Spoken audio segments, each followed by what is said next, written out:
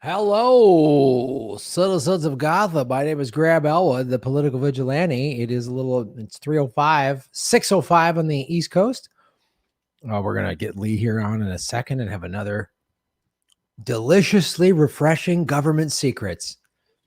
It's like an Arnold Palmer with sparkling water in it on a hot afternoon. That's what government secrets is, right? No, it's not that for you. Huh. Well, it is for me. That's how I feel about it. I feel like every time we do government secrets, I feel free to just truly know that the country I used to think was great is a horrific nightmare. But hit the like button, hit the subscribe button. We are streaming on YouTube, Facebook Live, and of course, Rockfin. Hello everybody on Rockfin. Kate is having some computer issues, so she's in the chat. She'll be moderating it, but I don't know. She's having some kind of issue, so she can't be inside of StreamYard where she lives. I made her move inside StreamYard, and I don't ever want her to see the sunshine like veal. You know what I mean? That's what you do with veal. So it's 12:05 in Sweden. Well, hello in Sweden. 6:05 in Puerto Rico. Puerto Rico's on the Eastern time zone. I didn't know that. Well, share this out on your social media, everybody. And let's start a good, hot, fresh government secrets. Lee Camp. Hey, man, how's it going? I'm so excited to be doing government secrets, episode 38. The Arnold Palmer episode. It's the Arnold Palmer. We're going to learn that he was a CIA operative and he killed somebody or something like that. All of his golf courses just have bodies underneath them that he's designed. Like, wouldn't that be great if that's who Arnold Palmer was? I love the description that we are a nice, refreshing Arnold Palmer on a hot day.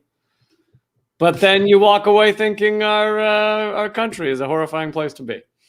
Isn't that how you feel when you drink an Arnold Palmer? Like, oh God, lemonade and iced tea tastes great, but what a nightmare.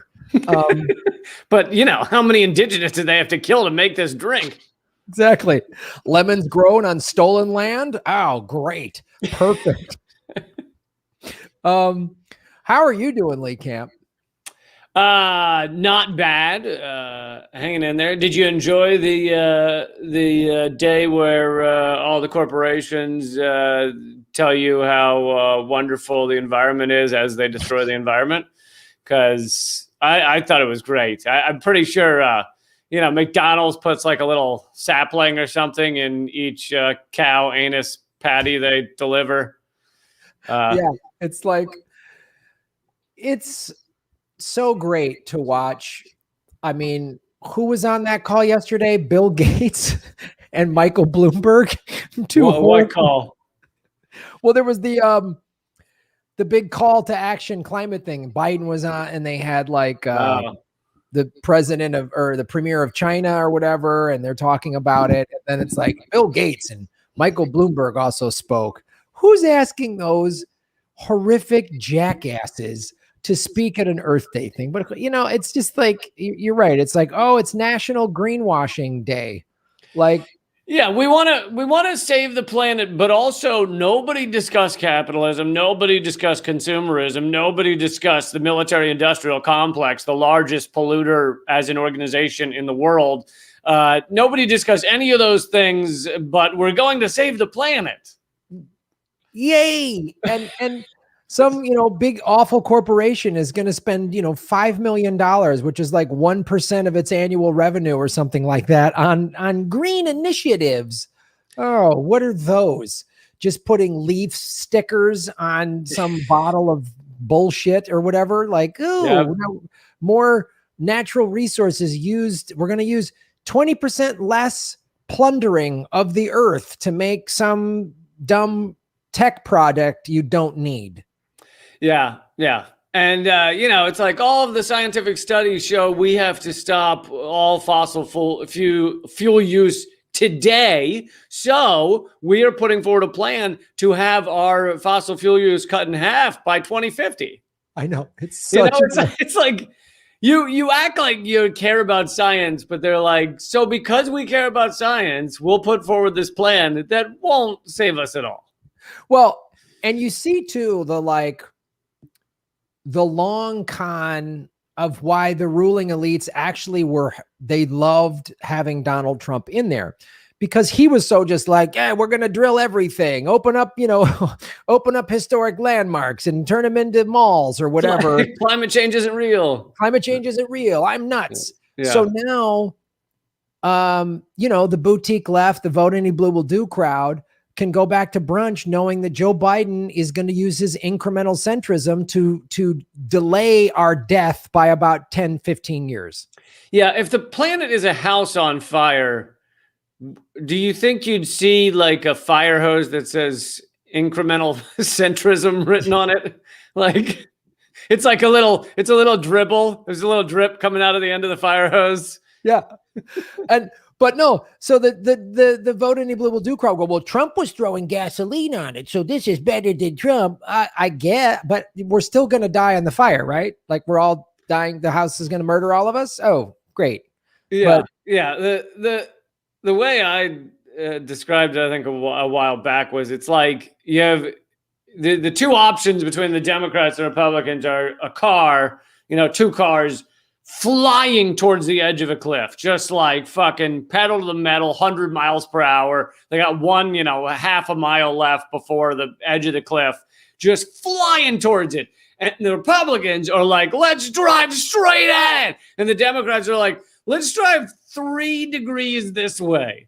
It's like, it's not stopping it at all. It's just, and then people go, well, 3 degrees that way is better than driving straight at it, right? Better than, dying slowly is better than getting your brains blown out. But you're still dying. It's all this. I remember saying this during the primary, listening to Joe Biden's, he said we need a middle ground on climate policy. And it was like, it's all this bullshit. Oh, we're back on the Paris Accord and cutting emissions by 2050. Like it's too late. This policy, Joe Biden's climate policy, would have been amazing in 1982. Like that would be dude. And through the 80s or 90s, the Republicans were doing speeches like Al Gore wants to save a bird. Yeah. And look, Al Gore's a monster, but it is true that he was trying to talk about the environment more than others. Yeah. It was like, and meanwhile, like SpaceX has a new rocket. You're just like, oh, so the billionaires plan for climate change. They're just going to fly on out of here while we're down here just killing each other over a can of, drinkable water that we found in a rotted out atomic waste dump. Yeah, the Ted Cruz flight to Cancun was the test trip. That was the sampler of the escape plan. It's like, so on the news yesterday, I was like, oh, look at these spacesuits that all these billionaire assholes are going to wear while we're down here just fucking eating each other. Oh, look at they made these. Thanks, Elon Musk. Well, yeah, and I saw another article that was like, Elon Musk is how he decided to give so much away to charity. And it was like, he gave $10 million. And I'm like, but as a percentage of his wealth, that's like me giving $5. Yes. Over the course of a year. So that's like a nickel, like at once a week or whatever, you throw in some can of some homeless guy and go, I'm doing my part. And we're all supposed to go, wow, what a hero, like billionaire who could end homelessness. Yeah. So what fun Arnold Palmer drinks do we want to talk about today, Lee? Oh man, we got some good ones. We're going to cover that time when when Philadelphia bombed itself. So I thought that would be a good one. But I thought only repressive regimes did that to their people. I didn't think freedom did that to freedom. Yeah. Well, it was it was an accident. We pushed the wrong button or something. There was a drunk guy who had a few too many, and just look. I had 2 duffel bags in the helicopter. One was like, water and treats, and the other one was candy and teddy bears. Candy and teddy bears. And I was like, I was going to throw the candy and teddy bears one out to the move people. And they had some walking around money. And the other one was, I was moving from my brother's place, and I just happened to grab his bag of dynamite. And I just I was supposed to put that in I have a storage container, and I put it in the helicopter, and I got mixed up. And then the door opened. I was like, boinks, and it fell out, and it was windy. And my wife had said, "Are you sure you want to have all the same duffel bags look identical?" And I was like, "Sure, why not? What problem could that cause?" Honey, can you buy 5 exactly identical duffel bags and put wildly different things in them? One of them could be potentially dangerous. Yeah. So, shall we start that one? Let's do the move. All right. So, folks, for those of you who don't know, this is one of the few times that America has bombed America in America.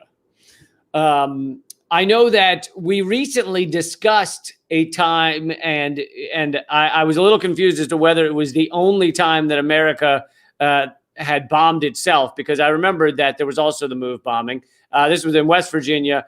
I think the difference is that the move bombing is the city of Philadelphia bombing its own citizens. What happened in West Virginia during the mine wars was, I think, the only case of the American military, because it was the Air Force or National Guard or something, American military bombing our own citizens in America.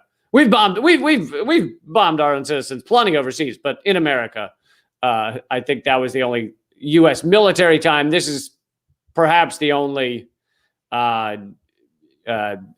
city bombing itself. But this story got Philadelphia the nickname, to some, the city that bombed itself. So now, which one do you did that usurp the city of brotherly love? Well, you use them, you use them interchangeably, really. Yeah. The city of brotherly love that likes to bomb itself, and cheesesteaks. Yeah, and also cheesesteaks. I had the duffel bag of cheesesteaks right next to it. I was going to throw tasty cakes out the window and Eagles jerseys, but instead it was dynamite. And I had my wife's prescriptions. I grabbed her glasses, look like mine, and I grabbed the wrong ones. And that's why I threw dynamite instead of tasty cakes.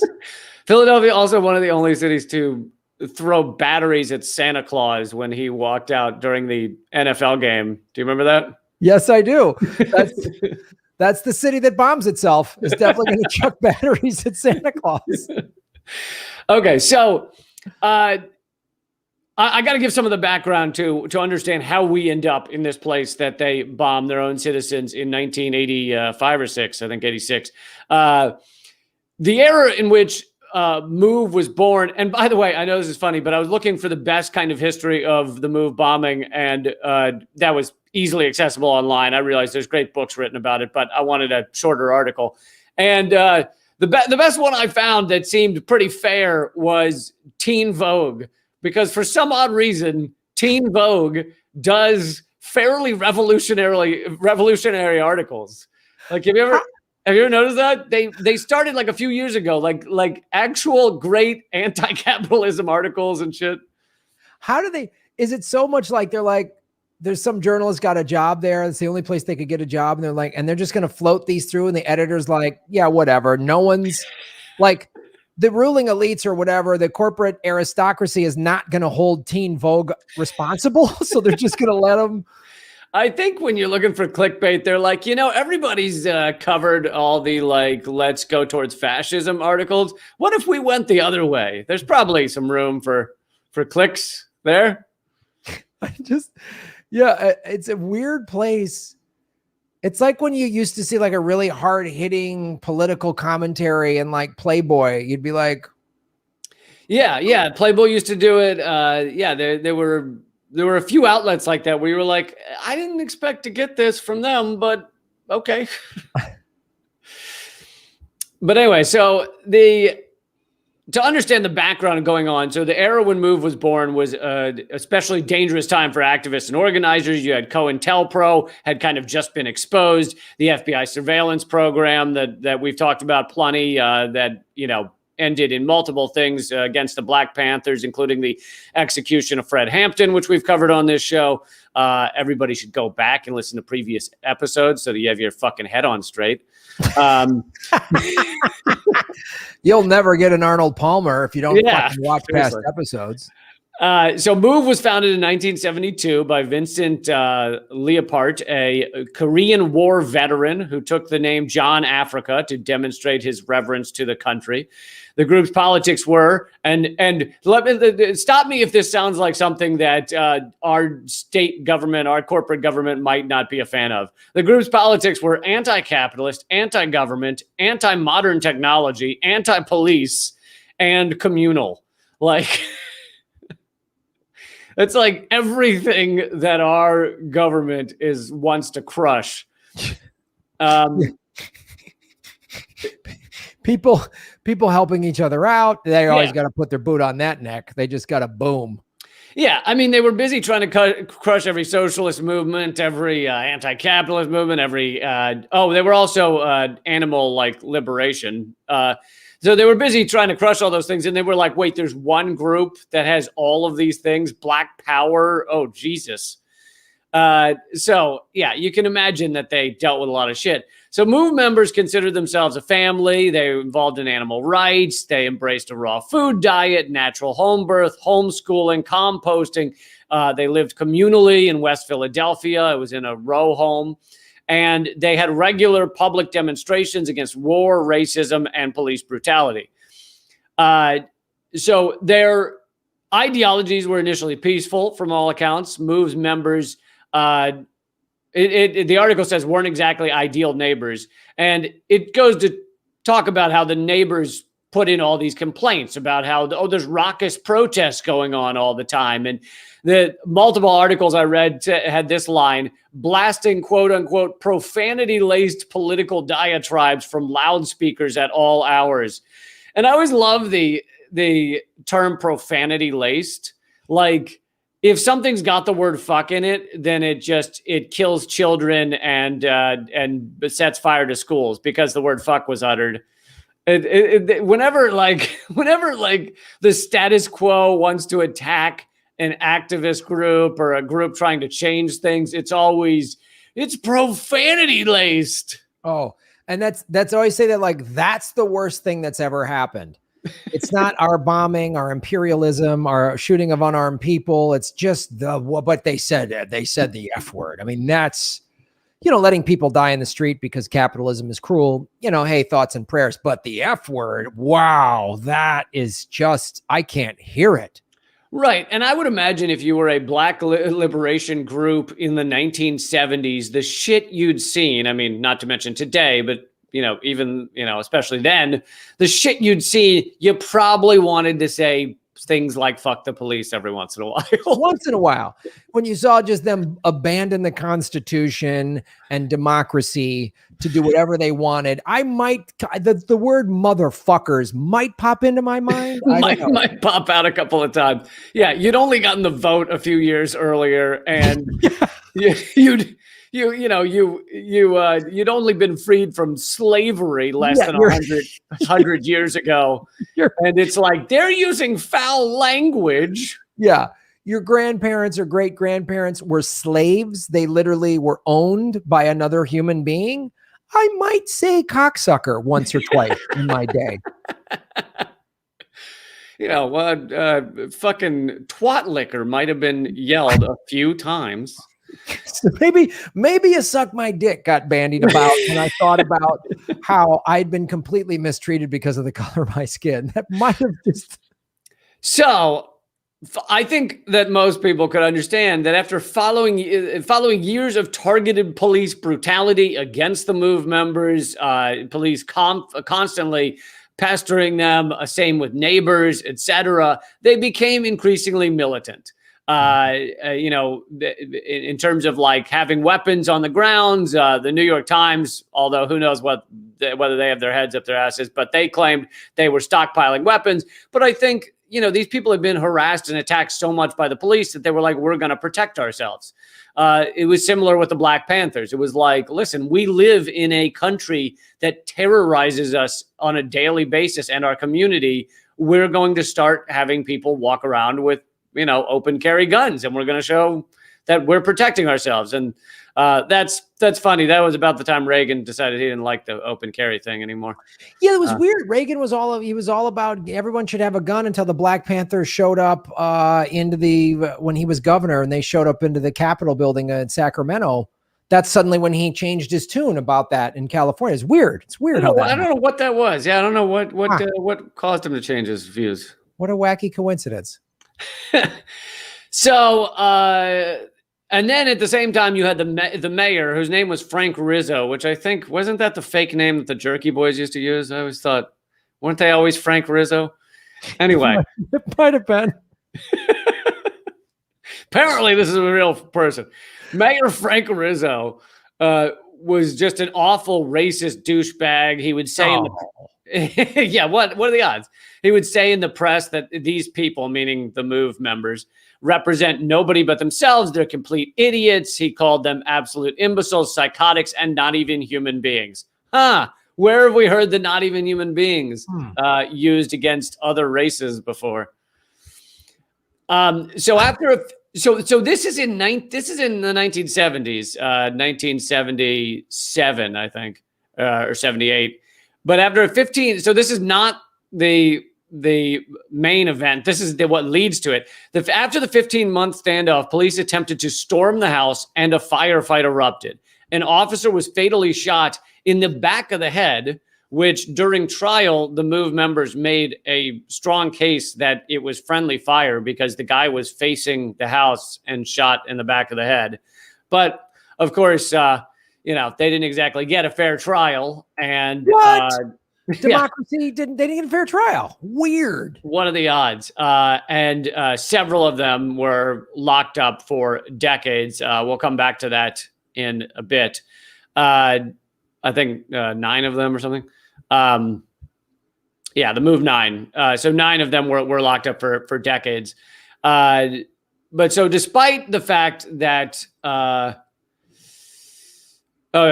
MOVE members were given a sentence of 30 to 100 years in prison for third-degree murder. So the group that was not in prison, the rest of them, remained active. They moved to a new location in Philadelphia and continued to broadcast their views on law enforcement in the state through loudspeakers like they had, continued to have anti-war protests, etc. Clashes with the neighbors and law enforcement continued. And then in May 1985, following a year of surveillance, police obtained arrest warrants for 4 of the house's occupants. After evacuating the surrounding neighborhood, meaning the cops knew what they were getting ready to do because they evacuated the neighborhood, nearly 500 cops showed up on May 13th, 1985 or 6. I don't see the year here. But so 500 cops show up on May 13th to serve warrants and attempt to clear the building using water cannons and tear gas. A gun battle broke out between authorities and those inside, according to the Philadelphia Inquirer. The fire department blasted the house with 1,000 gallons of water a minute for 6 hours. And those water cannons, most people know this. They're used for crowd control, or they used to be, because they can take your head off. I mean, it's not like getting hit by a squirt gun. Police threw smoke grenades and fired at least. I'm gonna give you the game show back at you, Graham. How many rounds of ammunition do you think they fired at the house? Well, Lee, I want to say Philadelphia PD fired a minimum of 10,000 rounds of ammo against the house. Damn it. You got the exact number. I know my fascist police force. I know how they like to roll. 10,000 rounds fired at the house. Okay, hours later, Police Chief Sambor gave the order for that two explosives, these are the duffel bags that we made up, that two explosives be dropped above the residential neighborhood from a helicopter onto a structure on the roof of the house. The explosion ignited several barrels of gasoline that had been stored there, kickstarted a fire that ultimately consumed the entire block, burned down the entire fucking block. Sambor reportedly told firefighters to stand down and let the fire burn. So that's the famous line that I think there might even be a documentary or movie titled that, called like Let It Burn. All the while, police continued to pepper the move house with gunfire. So it's basically burning down around them. And every time they try and, well, I'll read the quote. This is from Ramona, Africa, who, by the way, all the members had changed their last name to Africa. So they're all something Africa. Mm-hmm. Ramona, Africa, who was one of the only survivors, I think she and like her brother are the only survivors that were in there when it started burning. She said, quote, "When we realized that our house was actually on fire, we immediately tried to get our children, our animals, and ourselves out of the blazing inferno. But at the point when we were trying to come out and could be seen, the cops opened fire on us, forcing us back in. We tried several times to get out, but each time we were shot back into the house. This was a clear indication that they didn't intend for any of us to survive the attack." She pulled her brother along with her, somehow managed to get out of the house, and was then arrested.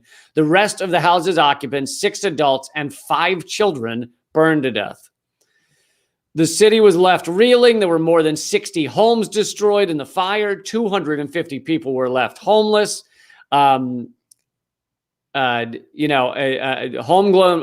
black radicals had been decimated, their children killed, the sole survivors vilified, convicted of conspiracy and riot charges.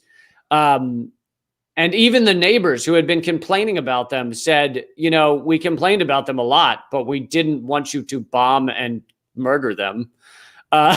So even the other people in Philadelphia who, had been calling the cops were like, what in the fuck? There were several special investigation commissions, but despite a highly critical report that found that dropping a bomb on an occupied row house was unconscionable, there were no criminal charges ever filed against the cops. So despite the fact that there was investigations that were like, yeah, they totally shouldn't have done this, this is totally fucked up, nobody was ever held to account. Move did eventually get some justice in 1996 when a federal court ordered the city to pay $1.5 million to Ramona, Africa, and the relatives of John and Frank, Africa, finding the city that had used excessive force and violated the members' constitutional protections. Yeah, slightly. Ramona was awarded $500,000. In May 13th, 2020, so this past year, on the 35th anniversary of the bombing, 11 Philadelphia city council members issued a formal apology for what they called a brutal attack carried out by the city of Philadelphia on its own citizens. They apologized. Thank goodness. All better. It's all better. Yeah, and then the final update is that all of the surviving Move 9 have been freed from prison after being repeatedly denied parole. So they were up for parole in 2008, and they kept being denied parole, kept in prison, basically for being attacked by the police. They were just endlessly kept in prison. 2 members died while in prison. Debbie, Africa, the first to be freed, was released in June 2018 after serving 38 years. Chuck, Africa, the last to be released, walked out in February 2020, this past year. And Move is still active. You can still find stuff by them online. The one member that people kind of associate with Move, although he wasn't, I don't think he ever lived in the house or anything, is that's still in prison, is Mumia Abu Jamal, who is, well known. We could probably do a segment on him sometime. He's been on death row for decades, and he was also a powerful black spokesperson around the same time, arrested for killing a cop that he says he was not involved in at all. And it seems likely to have just be like, hey, a cop was killed. Let's go get the guy we hated anyway. So he's still in prison, and he actually just, I think last week or something, underwent a very serious surgery. So everyone's pulling for him, and the Move 9 talk about, or the remaining Move 9 talk about Mumia a lot. So, I mean, basically, this is like one of the last. I mean, if you look starting from the 60s with, Malcolm X and MLK and Bobby Seale, I mean, they've just killed or jailed all of the black leaders. As Cornel West calls them, the black prophetic class, which was largely just destroyed in one form or another. Yeah. This is what they were like. We can't let them. I mean, we talked about Fred Hampton. we could go on down the line, and the move group was like, oh, the last of them, because this was what Fred Hampton, Huey P. Newton, MLK, Malcolm X, Mumia Abu-Jamal. Yeah, you can go down the list, and they all had their lives destroyed or arrested, or you can destroy a person's life in a lot of ways. It's not just arrest or killing, but but they sure did like killing.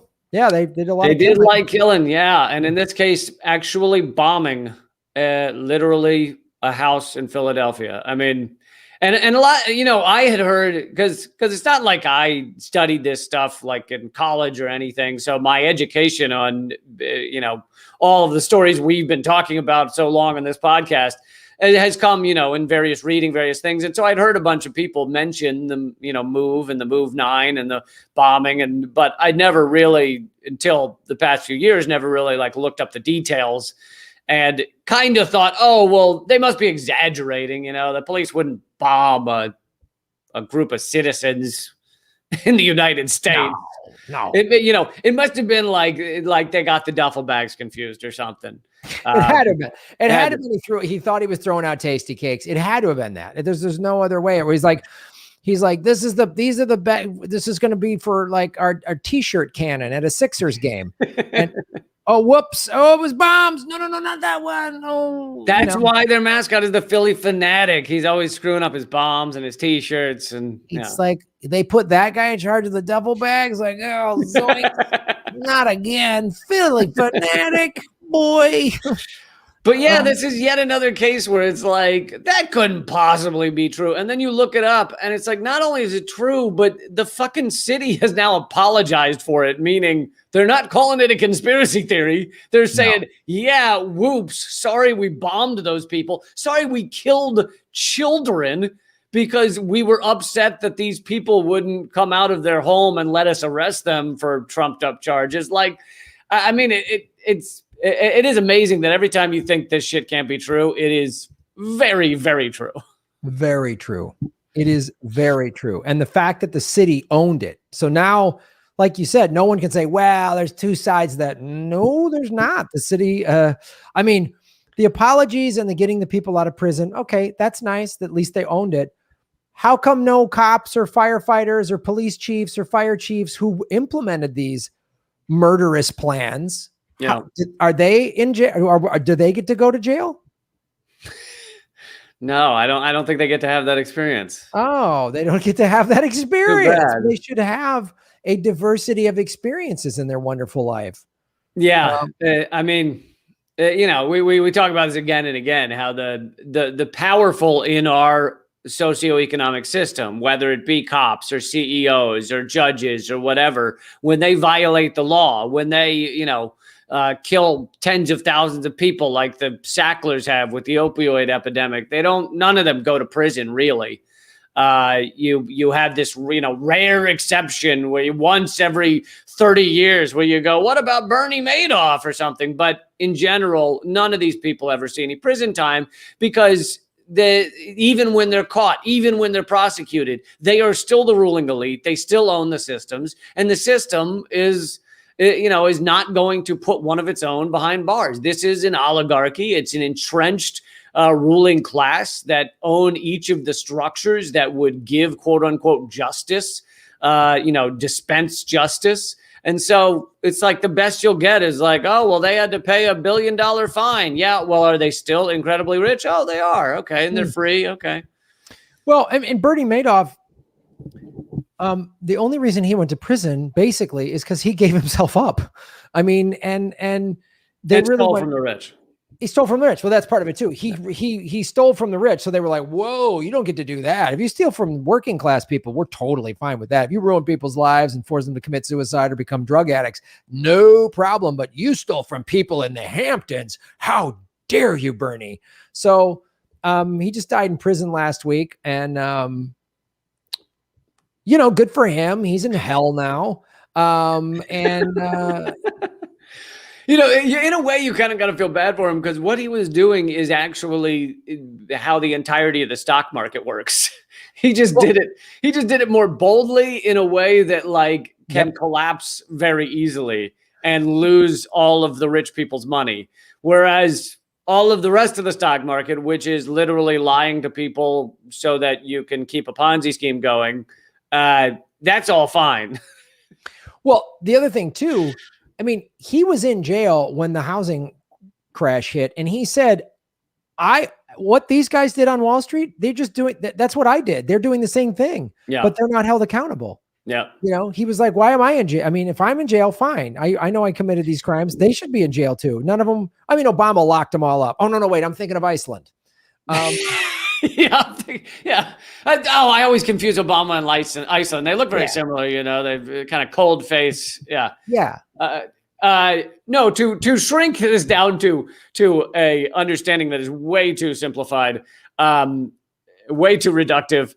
It's exactly the same because the banks, not only did they lie to get people to sign the predatory lending and all that shit, but they lied. They put these loans that they knew were on the cusp of collapsing because these are relatively poor people who there's no way they can afford these things. They put them into tranches, into boxes, and said, oh, well, if you put all those shitty loans that are totally going to fail into a box and it's together, then you can market prime fucking, lending that where people can then bet on it because we can market, which is lying. There's no other way to call it. It is lying to investors to say, yeah, bet on these loans because they're whatever, AAA or whatever. They're great loans. It's like, why? Because you put them in a box and marked them great loans? Like, how is that not exactly what Bernie Madoff was doing? Just lying to people in order to keep the money coming in.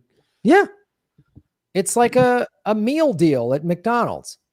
You just put all this crappy food together and slap a smiley face on it. Slap a smiley face and go, you save 60 cents if you if you get it all together, and then you can supersize it and everyone, oh, what a great deal. Yeah. I don't understand when I have diabetes. So it's really great that we live in the best country in the world, Lee. It is the best country in the world, and as we're going to get into story number 2 here, we make other countries not the best countries in the world because they got to be second to us, but we make all the other countries second best to us, which is nice of us. It's the best what we do.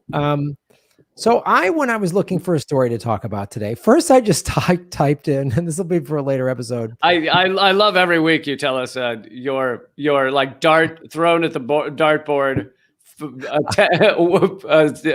Seeking of stories. Government secret roulette. That's what I call it. Segment 2. Beep, beep, beep. Graham typed in. First thing I typed in, I just went. So I let my cat fart on my keyboard, and that turned up CIA Operation Mongoose. I literally just let a cat walk across my keyboard.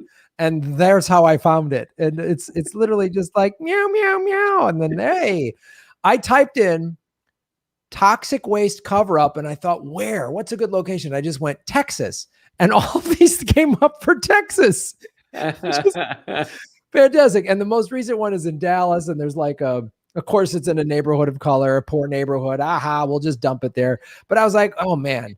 So then I thought, there's so many in Texas, like literally the whole state has toxic dump cover up, the whole state. And I was like, wow, that's a whole nother episode. So then I just went, well, immigration is really big in the news.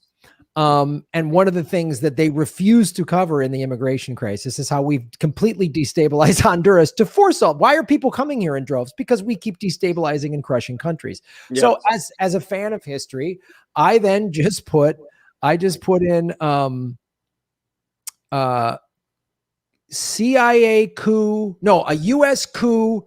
And then I thought, let's pick a South American country. And I thought, well, my name starts with a G, so let's do Guatemala. And sure enough, there's a Guatemalan coup from 1954, Lee, this was the CIA really in it. Those are the golden years of couing for them. 53 and 54, they had Iran, they had Mossadegh, and now they went to oh man, they were a regular Dove family back then, just cooing all the way to the bank. They were just so, and I like finding, and a lot of people go, Graham, stop using Wikipedia for these. Well, here's why I like using Wikipedia. Not because it's like the most trusted name in news or anything like that, but because I'm like, if Wikipedia is showing all of this, it shows you that these government secrets that we do on this show are readily available for just cursory research.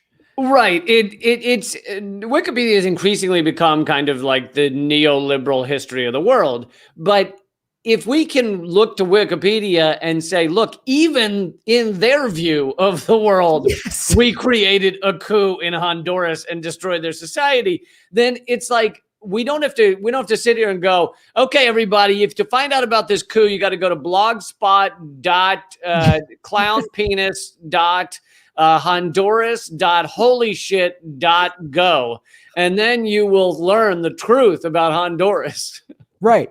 It's like, and the fact is, so you'll learn the truth about Honduras, you'll learn the truth about Guatemala, and then of course it's the question that you and I bring up on our respective shows on a daily basis, which is, so if this is this easy to find literally by having my cat walk across, I don't own a cat, but if I did walk across my keyboard and find Guatemalan coup, why can't the mainstream corporate media go more into this history? Why is it every time they talk about the immigration crisis, they deliberately do not talk about any of America's sanctions or history of sanctions and coups and wars that create these situations? Like, I think that's one of the most important points. And it was amazing. What was it, like 2 weeks ago, where AOC put out one of these Instagram videos where it's like up her nose. And I don't know why people always, not just with her, it's like everybody wants to do the video where you got the phone up your nose. And she did one of those videos where she goes, listen, in order to understand immigration, we have to understand American imperialism. We have to understand what we've done to Latin America or something like that. And I'm like, damn straight. And yet you won't speak out about Venezuela or like Bolivia or Ecuador. It's like, how can you fucking make that video? And then when someone asks you point blank about what we're doing to Venezuela, you go, I have to read about that or something. I'm studying it. It's like, it's almost more infuriating to hear someone say that than to hear like a Ted Cruz be like, we send them candy and roses all day long. That's all we ever do. I mean, it's like, it's more infuriating to hear her say, you got to think about American imperialism and what we've done to Latin America, and then not stand up for Venezuela or all these other countries. That's her biggest crime. Like Ted Cruz and Lindsey Graham and them, they're just maggot-ridden pieces of shit, and they make that obvious every day. They're my enemy. They've never done anything for me. They don't care about me. They've made that clear. AOC's worse because she says, oh, I'm going to fight. Let's talk about American imperialism. And oh, she's so honest and using, but then it's a deliberate scam because in this Instagram or when she's on Twitch and she's so young, millennial, in touch with the people, she deliberately won't bring up that Juan Guaido is a fucking CIA puppet. Like, I'm just sick of it. Don't bring this thing up and then talk about half of it. Like, I'm sick of it. Immigration crisis. Look, what's happening at the border is bad, but people were ripping babies out of arms with Trump. I did a video showing all of the egregious shit that happened while Obama was the president because he built these guys. Like, I'm so tired of her, man. She's such a waste.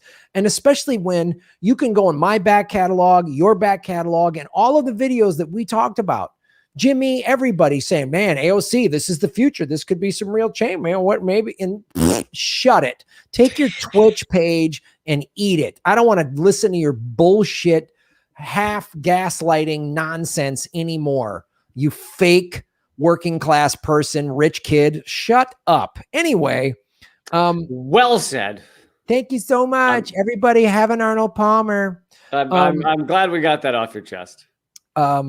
Let's go to the 1954 Guatemalan coup d'etat, ladies and gentlemen, codenamed Operation PB Success. You know how I love an operation, Lee. You know how I love an operation. You do. It was a covert operation carried out by the the CIA. And here's the thing that's going to be so great about this one. This is why I love doing an Operation Bingo.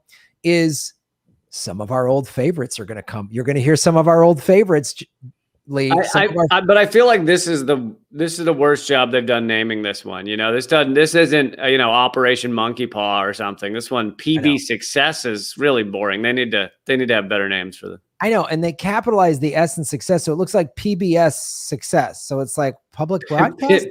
PBS Success. Just sunny day, having a coup is a. But I mean, Sesame Street was very big back then. So yeah, Sesame Street was very big back then. All right, it was deposed, and it's going to be classic CIA. Deposed democratically elected Guatemalan president Jacobo Arbenz, and ended the Guatemalan Revolution. So people wanted freedom, so they ended it. No freedom for you. And it installed a military dictatorship of Carlos Castillo Amas, the first in a series of U.S.-backed authoritarian rulers in Guatemala. So we've been backing awful people since 1954. But before that as well. But yes, right now we've gone back to 1954. Yeah. But so this was done under Dwight D. Eisenhower, and who was our Secretary of State that was a big advocate for this coup d'etat? Do you want to guess, Lee Camp? Is the name Dulles involved? Oh my God. How did you know? How did you know that every time something horrible happens, that guy's name pops up and he gets an airport named after him? Huh. It's really fantastic. It's always the same names. It's CIA, it's Dulles, it's all these awful, awful people. But the Guatemalan Revolution began in 1944 after a popular uprising toppled the military dictatorship of Jorge Ubinco. Juan Jose Arevalo, I'm so sorry I'm butchering these names, was elected president in Guatemala's first democratic election. Sounds just like we did Mossadegh. Same playbook. Yep. He introduced a minimum wage and near universal suffrage. No, you can't. You really can't do that. I mean, you can't just run around giving people a minimum wage and expect to not be killed or dethroned. I know. If you're going to help out working class people, you better expect one between the eyes. I mean, how dare you? Yeah, you better have a bulletproof cup on if you're gonna play that game. The only way, honestly, especially doing our shows and this show, if you really want to do benevolent things, the only way to do it is like subversively, or you have to be a little bit like the League of Shadows. And like, you have to come in like, I'm going to do these nice things and I'm going to wipe out the ruling elites. Like, you got to be like kind of ruthless with them, like a samurai. Like, I'm chopping off the heads of the ruling elites and then everybody gets healthcare. Like, I think that's the only way to do it. Yeah, either you trick them into healthcare when they're not looking, right, or you just go all out. Yeah, yeah. I think you have to just round up the ruling elites and put their feet over coals. I was going to say, be careful what you say here, because I don't know if they can demonetize your demonetized channel, but they'll find a way. I'm just saying, I don't support that idea. I just think that would be a fun movie script. That's all I'm talking about. So he introduced minimum wage, and he turned Guatemala into a democracy. How dare you? How dare you do that? And America, right? I mean, we can all agree that it's a bit cunty of him. Okay. We can agree on that. I think that's probably what Dulles said to Eisenhower. And it doesn't sound weird or hypocritical at all that America is supposedly the seat of democracy, then goes to depose someone who's in charge of the first democracy after a military dictatorship. That doesn't seem odd to you, does it, Lee? Or, I mean, I'm sure it was an accident. It was probably a duffel bag situation again. Probably one of the duffel bags again had teddy bears. The other one had a U.S. backed coup in it, and they just got them mixed up. No, not the coup bag, the democracy bag. You did it again, Philly fanatic. He was in charge of this coup too. Oh, he was after this guy put in democracy. Oh my God, he was then seceded by Arbenz in 1951, who instituted land reforms, which granted property to landless peasants. Ooh, that's another crime. That's a big bullseye painter right there. I mean, if you do anything that causes a peasant to go, I kind of like this guy, then you're fucked. You're in trouble because the U.S. will not put up with that. It's not just the U.S. I mean, look what they did to Jesus. He came down and was like, let's help the less fortunate. They nailed that guy to wood. I mean, every time somebody like that shows up in history, it's like, ugh, like. Yeah, no, I mean, if you show, especially if you're living the way that, of the poor, if you're not rolling around in a Benz, then, and you're saying, I think the peasant should be treated better, then you're really in trouble. You're really in trouble. And if you're rich and privileged and you say that, ooh, man, are they going to come for you hard? I mean, just ask the Kennedys. So the ones that are left. The Guatemalan Revolution was disliked by the United States federal government, which was predisposed during the Cold War to see it as communist. Oh, so it's that old. Oh, they're red. Go get them. Yep. No, they have a democracy and they're helping the peasants. Well, that sounds like communism to me. Wait, I love how Eisenhower gave a speech when he left about the military-industrial complex and how dangerous it was. Yet he also was like, "Yeah, go ahead and coup Honduras. That's cool." Yeah. It's like a retiring UFC fighter saying the head trauma in the cages is really not good.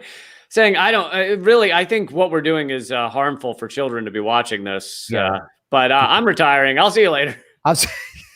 Good luck, everybody. Pay-per-view next weekend. Just like, the perception grew. Gee, I wonder how it grew. How did they grow the communist perception? I'm sure there wasn't propaganda or nothing. When he was elected, Arbenz, and formally legalized the Communist Guatemalan Party of Labor. So again, just the Labor Party, but evil communism. The United Fruit Company. Oh, come on now. Now we're getting into Smedley Butler's reign. Yeah, we may need to do a whole segment on the United Fruit Company. Yeah.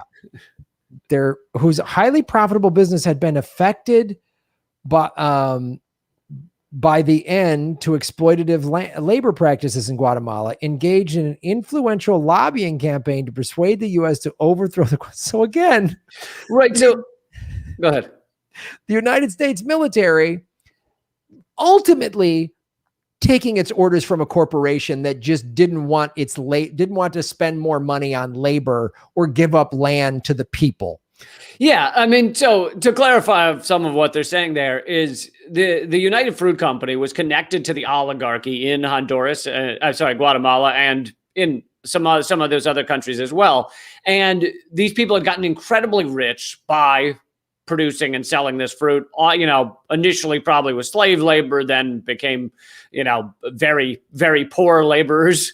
They get immensely rich. That allows them to basically control our government and our government to control other governments. And so when any one of these countries would stand up for themselves and throw out the entrenched oligarchy and say, hey, we want to give this land that is owned by, quote unquote, owned by the United Fruit Company oligarchs, we want to give some or all of that back to the people.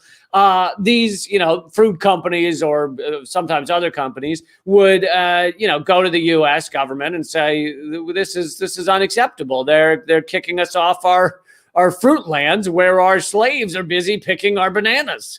And then the U.S. would send the CIA down to make sure things got back to copacetic. Yep, that's what they do. That's what they do. So, let me go back to this now.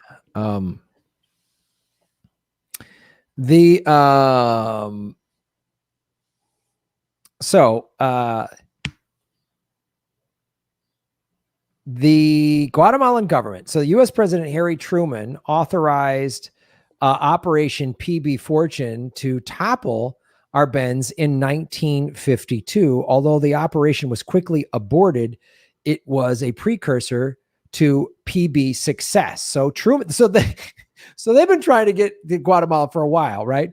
And again, hilarious that it's Truman, because Truman then writes the op-ed about how dangerous the CIA is. Yes. Later.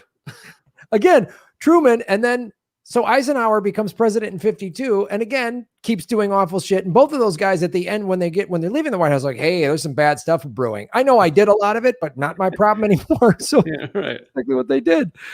So Eisenhower, one of the ways he got elected was he was going to be, I'm going to go tough on communism, right? We've heard that before. Tough on communism, tough on crime, tough on terror. It's always a tough on whatever bad guy du jour is, to justify more war and corporate profits. Just that's how it works. Then his staff members, Dulles, of course, and Alan Dulles, the Dulles boys, God, they did good work. The Dulles brothers, God, what did their parents do to them? It must have been like forced enemas all day, every day. God, like, why couldn't they be like the Coen brothers and just make cool movies? Why do they just have or the Wachowski brothers, now the Wachowski sisters? Why couldn't they be like them and just make great movies? Well, the first Matrix is good. The second one, I don't know. There's that rave at the bottom. It's like Battlestar Galactica rave. I don't know what happened there, but the first Matrix, I'll give them that. Yeah, no, it's true. They I mean, it's the classic tale. You put out a great movie and then you're like, let's have an interracial sex orgy in the next one. And I'm all for those types of orgies, but I don't know that they need to be made into a movie. You could just go do them. On a side note, Lee, is the second Matrix movie as bad as the Dulles brothers and what they did to Guatemala? No, but the third is. Yeah. Third is basically the Guatemalan coup of movies. I mean, let's just call it that. The Dulles boys, they get into their typical shenanigans. And the U.S. federal government drew exaggerated conclusions about the extent of communist influence. Weird. What? Right. I know. Like, maybe they just drank too much coffee that day when they wrote the report. They're like, there's so much communism. I was like, oh, I shouldn't have had all that coffee. I don't know. Is it that they just grabbed the wrong duffel bag of reports and this one has too many communism? They grabbed the wrong duffel bag of things they were snorting. They thought it was fun mix or something, and they thought it was Pixie Sticks, and it turns out it was straight up Coke. So really, so much of America's imperialism is just wacky mix-ups, like an episode of Three's Company or something. You know what I mean? Yep.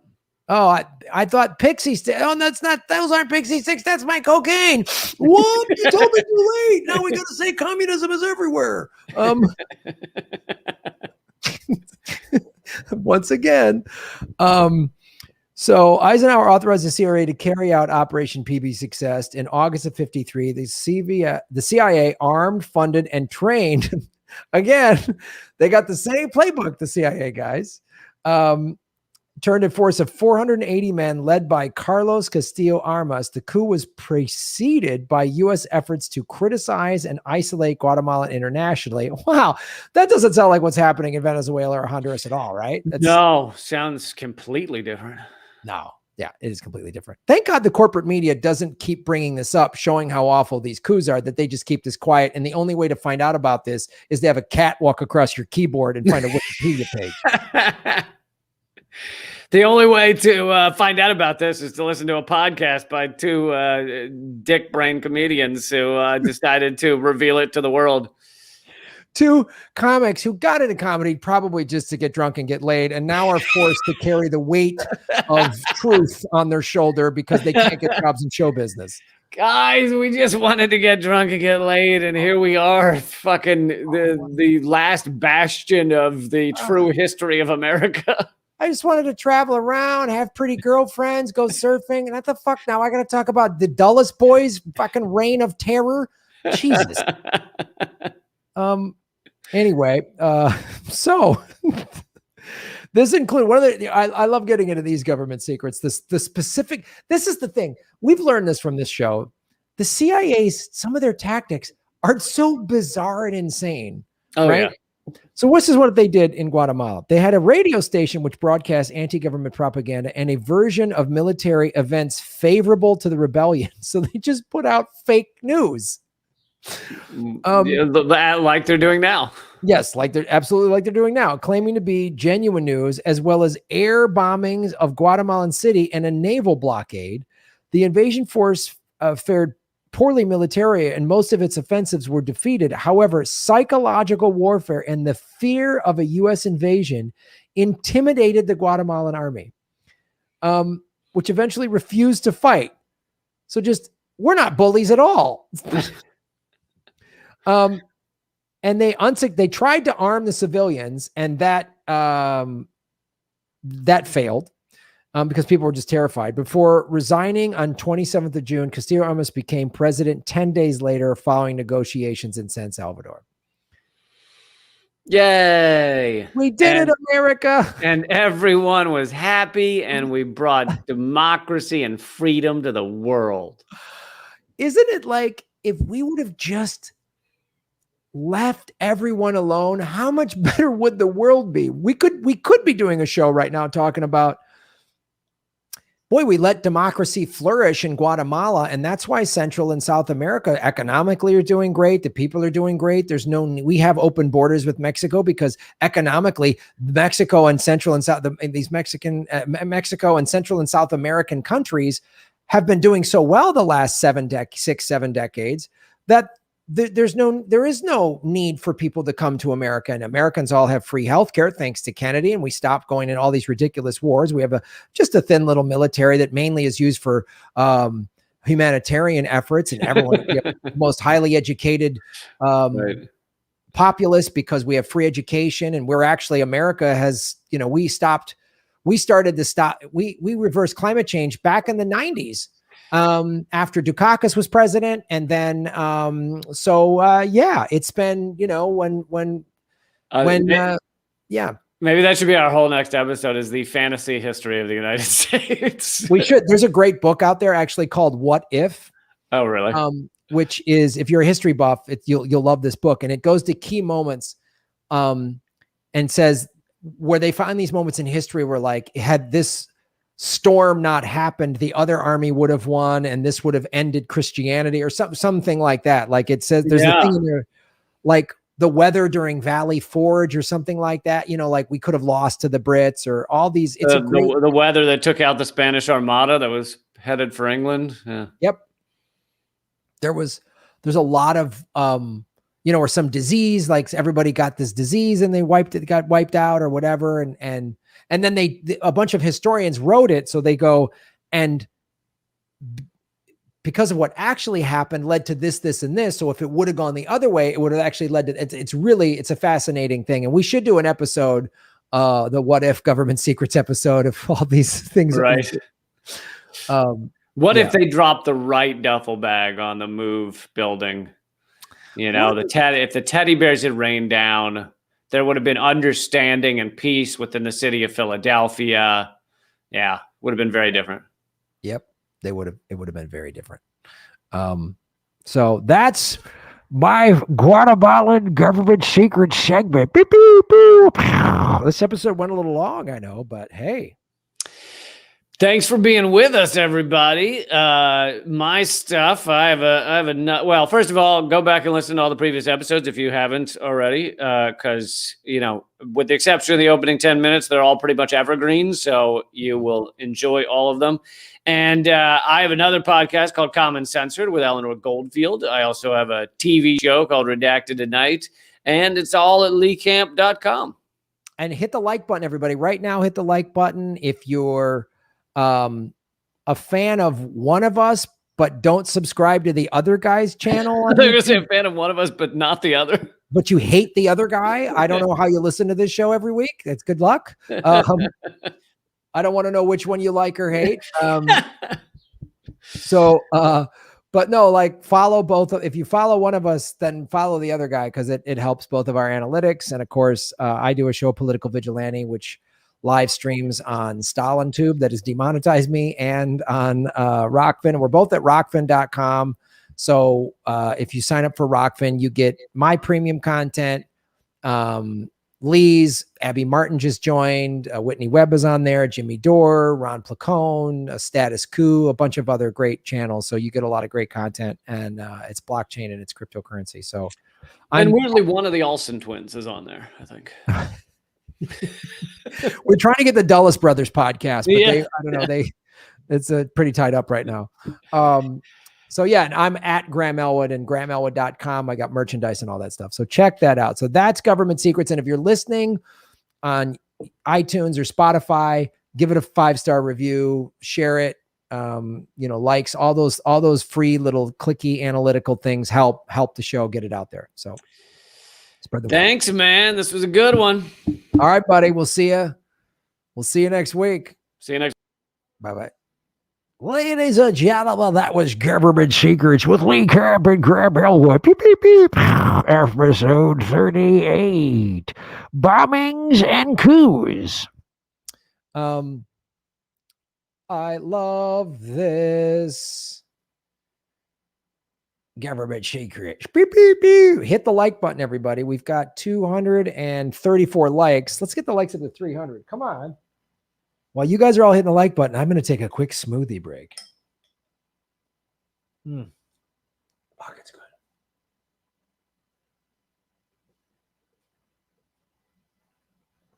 Man.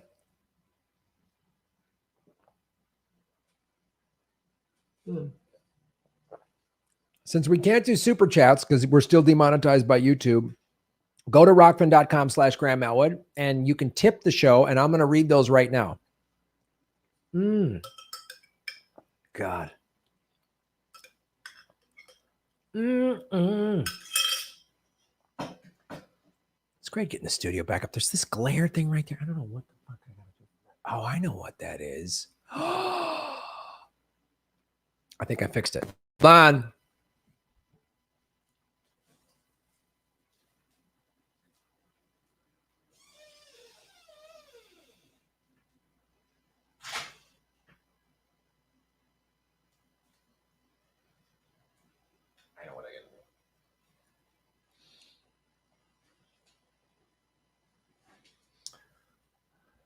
Just need a black drape.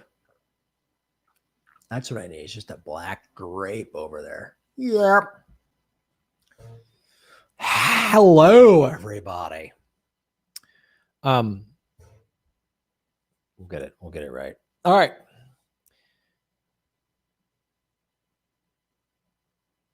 Boom. Everybody watching, especially if you're watching on Rockfin, hit the like button as well. You can, Rockfin is free to sign up. I've got all my, everything that I put on YouTube, I also put on Rockfin. I also put a couple extra things on Rockfin that aren't on YouTube. And there's a lot of free content on Rockfin as well. And then I have premium content, which is $10 a month. And as I said, everybody gets, and I also have a Patreon, patreon.com/Graham Elwood. Best ways to support the show are below. I'll also, if you want to support me on Venmo, I can read those right now. My Venmo.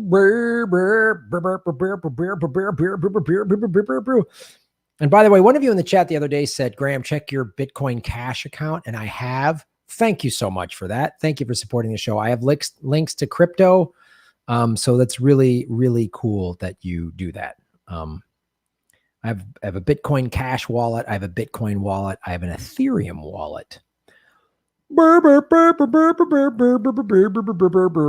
let's check Venmo, ladies and gentlemen, and go to grabelwood.com to get PV merchandise. Right there. See the PV logo? See the PV logo? See the PV logo? See the PV logo?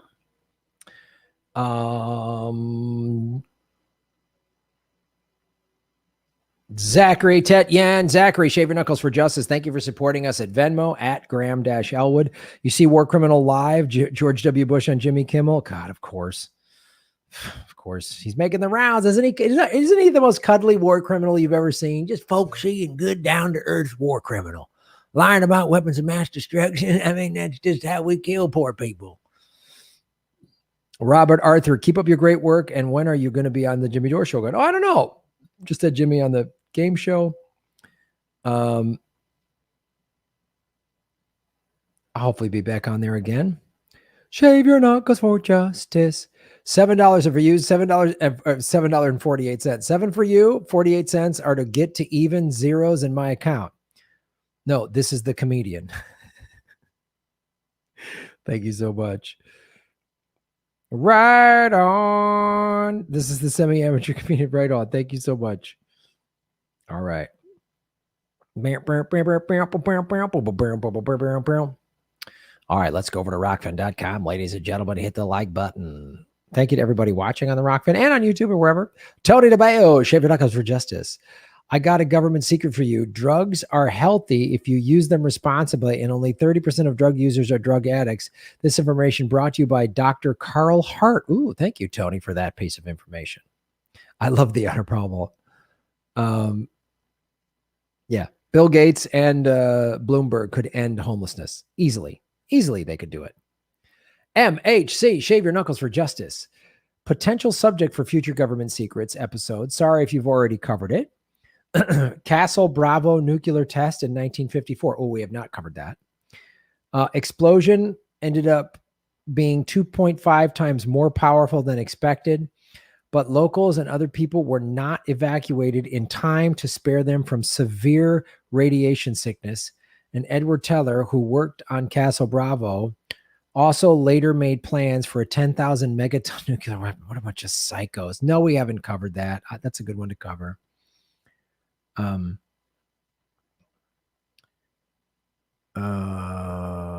Lee Camp tell me about books about this government secret? Oh, yeah.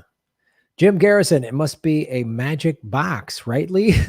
Shave Your Knuckles for Justice. Jim Garrison again. Jim, you're making Gotham great again. Kind of like the magic bullet in Dallas, yeah, on November 22nd, 1963. Yeah, bullets do that all the time. Totally reasonable. Totally reasonable. Chris, Shave Your Knuckles for Justice. Knew AOC was full of it from the start. As soon as I found out she interned for Teddy Kennedy in college. Oh, yeah. To learn from that scumbag and not want to get out of politics, it was obvious for me she was chosen to be the next puppet that triggers the right, like Pelosi. She is just a fundraising tool for both neo-libs and neocons. She will be taking over Pelosi once she goes away one way or another. Yep. And they promised her the White House or vice president or something. They've definitely promised her that. Bubblegum 2, Shave Your Knuckles for Justice.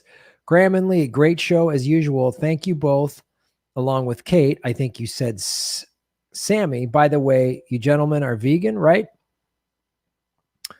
Yeah, I think Lee is, I don't know if he's vegan. I definitely know he's vegetarian. I don't know if he's full vegan, but Denny McCartney, Shave Your Knuckles for Justice. Graham Elwood, thank you.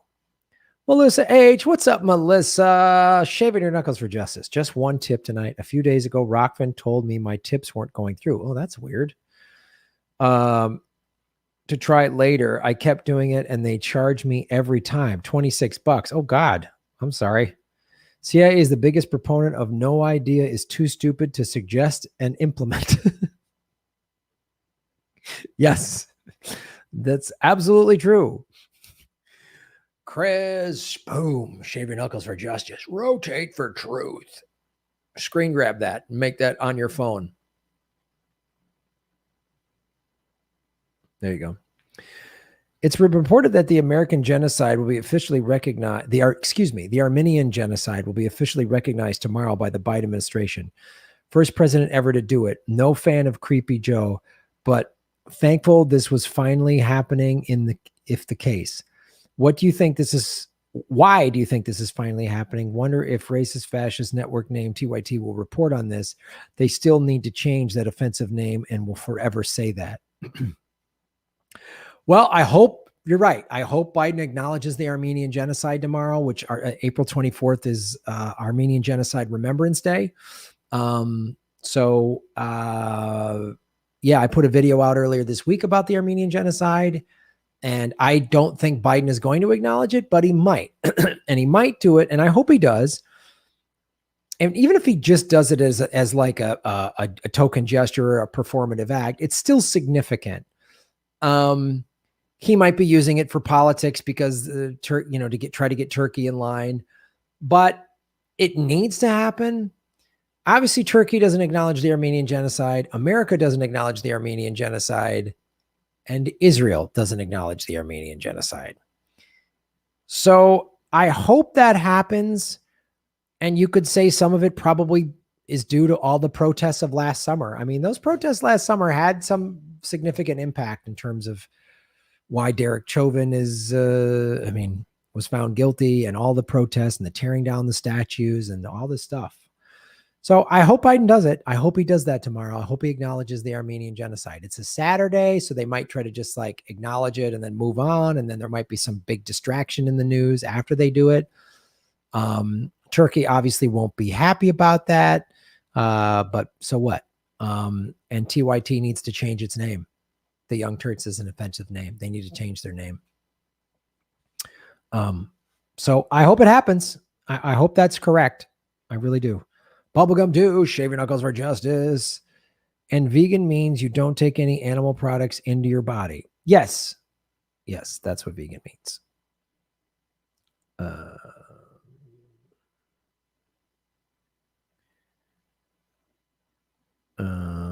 Biden will say anything anyone will put on the teleprompter. Exactly. I get vibes that Joe and Edgerton are far too much more alike than not. And that could be true.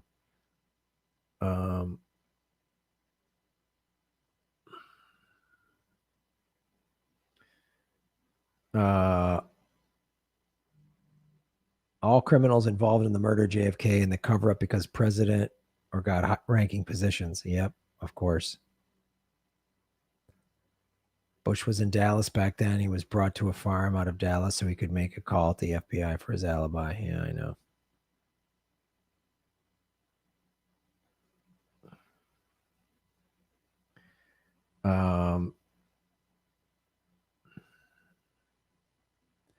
He's just doing things that look lefty but don't actually affect real change. Yeah, I think that's true. I think that is true. They want to divide them and create a war and mess in the Caucasus. It's about keeping the attacks going against Russia and China. Oh, I see. Right, because Russia, sells arms to Turkey and Armenia, and I think Azerbaijan as well. So it's another way to keep that region unstable, and yeah, who knows? TYT equals the Young Turks. That's exactly right, which is an offensive name. Bubblegum do. Shave your knuckles for justice. You sure about that? I'm not trying to be confrontational or excessively conscious, though. Admittedly, the baseline level of just with me tends to be higher than average. Please don't shoot the messenger. Does fetal calf bovine serum count as vegan? Fetal calf bovine serum. Yeah, it would.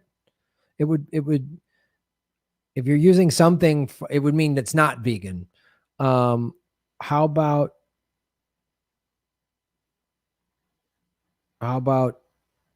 squarelline derived from liver of sharks? That's not vegan. Or egg protein, not vegan. Yep. There's some diehard vegans that don't even do honey. So, yep. No, you're not being, you're just asking reasonable questions, man. There's no, it's all good. Bubblegum douche again, shave your knuckles for justice. Are you also cool with neurotronins, aluminum, thimerosis, mercury, and formaldehyde? Because what's in vaccines? Here's from the CDC's website of what's in the vaccines, or search CDC vaccine additives. Yeah, look this up. Find out what you're putting in your body about the vaccines. If you don't want these things in your body, you don't have to take it. It's good to know this. I'll put this in the chat on YouTube as well.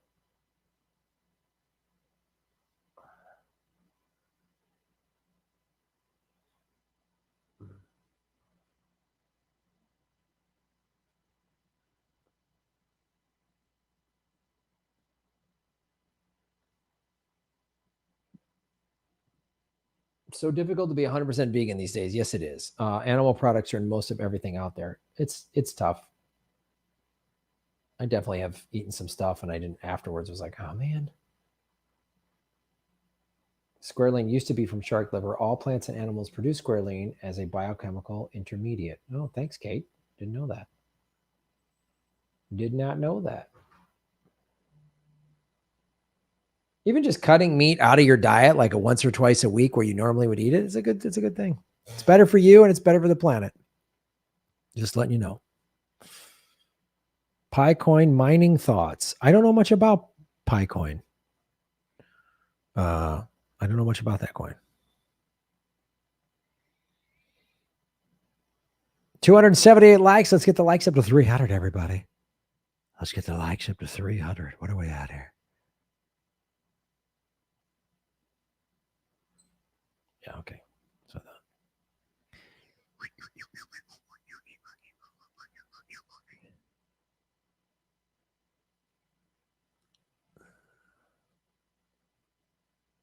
oh, Picoin is free right now. Oh, wow. I didn't know that. That's cool.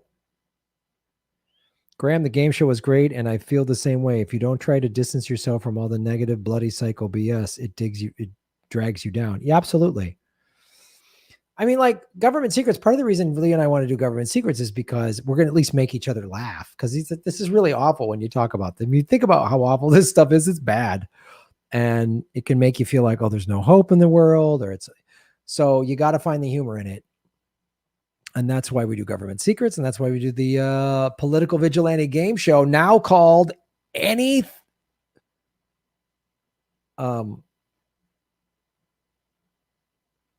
Can Happen. I forgot the name. We just gave it last night. Fuck Elon Musk. You got that, Gina G. The CDC is part of the big pharma familia and never tells the truth. Wouldn't doubt that. Anything can happen. Game show.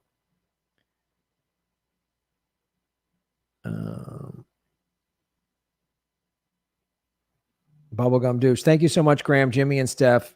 And scared shitless to touch this topic. Oh, no worries, man. It's all good. And I like the way you're handling it. You're just pointing out the stuff that is in that's the CDC is saying this is in the vaccine.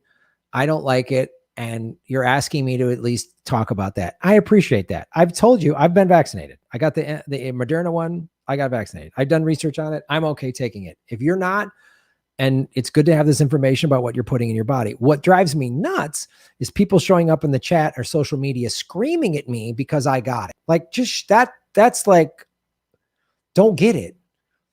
The stuff they're putting in it, you don't want to put that on your body. I totally get it. I try to put healthy stuff in my body as best I can, but you know, I'm a surfer and all God knows what kind of awful shit's in the ocean. So I always say, like, you know, never got the flu vaccine. every year, never got the flu vaccine, but I never stood outside of a CVS yelling at people that did. That's the only thing. If you don't want to get it, that's totally cool. I respect your decision. Just respect mine and don't crawl up my ass about it, which you're not doing. You're actually handling it in a great way. So I appreciate that. Matt S. Boom. Shave your knuckles for justice, Matt. Wouldn't mind seeing more of the drunken Chicago meditation instructor. That was great last night when I was telling Jimmy about meditation. And he's like, yeah, I just have a couple of cocktails. That's how I met. You know who my meditation instructor is? Guy by the name of Jim Beam. That's my guru. Put a couple of glasses of Jimmy Beam in there, shake it up with some ice, and bing, bam. And I'm going right to a higher plane of existence. You know what I mean? You got that right.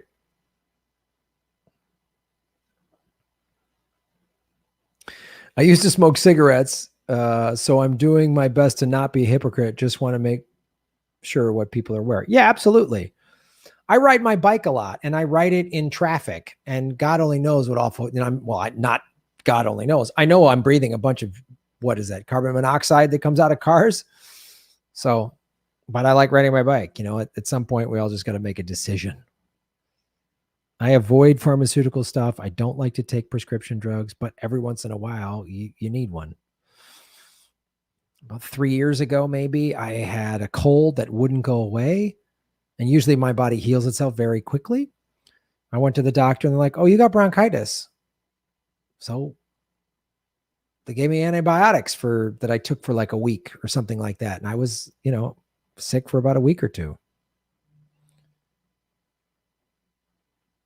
People ingest and inhale all kinds of garbage daily. Good to see a reasonable discussion about it. Definitely comes down to a personal choice. My only worry would be if enough people don't get vaccinated, then this thing just drags on much longer than it needs to. Yeah, that's part of the reason. I'm like, everyone gets the vaccine. I mean, they did a report today that California's numbers are finally down. Like California, which was was the epicenter of this virus back in January, is awful.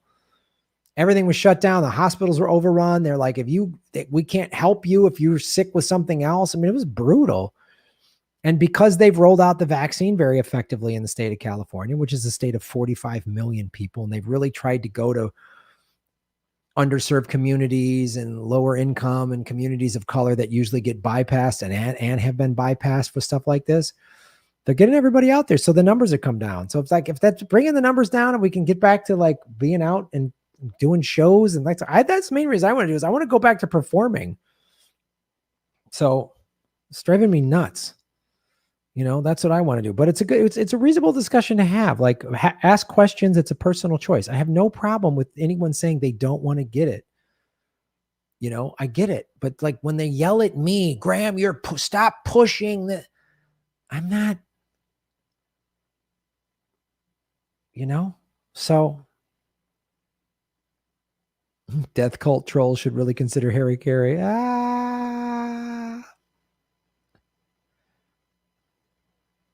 Jimmy was crossfaded for sure. Oh yeah.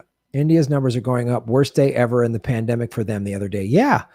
And because they don't have the medical infrastructure there that we have or other industrialized nations have, they haven't gotten the vaccine to the degree. There's 1 billion people in that country. Have they gotten 1 billion vaccine doses? Nope. It's awful. This is part of the problem too of like, again, if it's fair to ask questions about this vaccine and have hesitation or maybe just say, I don't want to take it, but know that there's a little privilege in that. There's a lot of third world countries, India being probably at the top of the list, that would kill to have access to this vaccine. There's a lot of poor countries that are like, we don't even get it, or we've only got enough for 5% of our population or whatever. Our country bought up, we got all these vaccines. America's getting it because America can pay for it. And other countries are like, where are our vaccines? We need them. Brazil, Mexico, all these countries, they need it. So just remember that. Just think about, there's people in the world who are really wishing they could get that. If India had max vaccinations a couple months ago, they wouldn't be having these number spikes. Just think about that. We eradicated polio with a vaccine.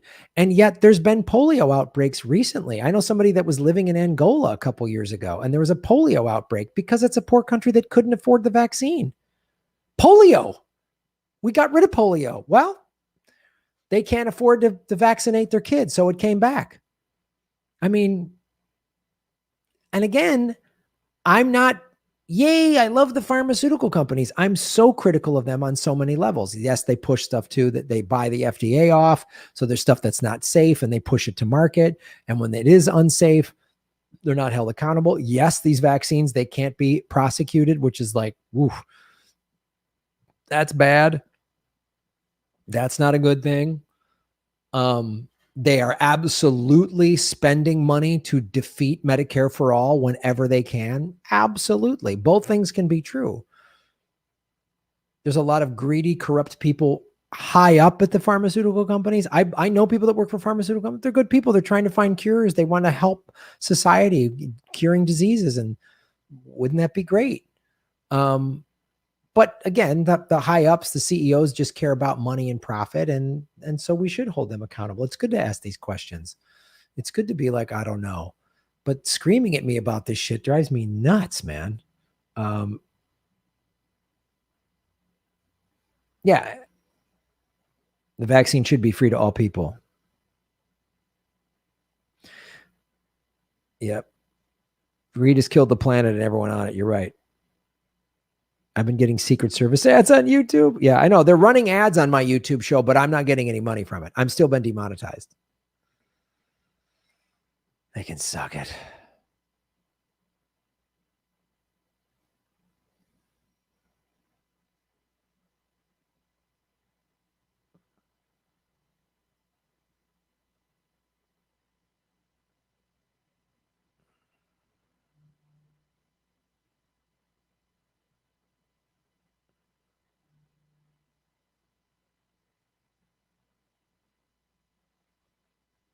Thanks, Kate's putting up some good news.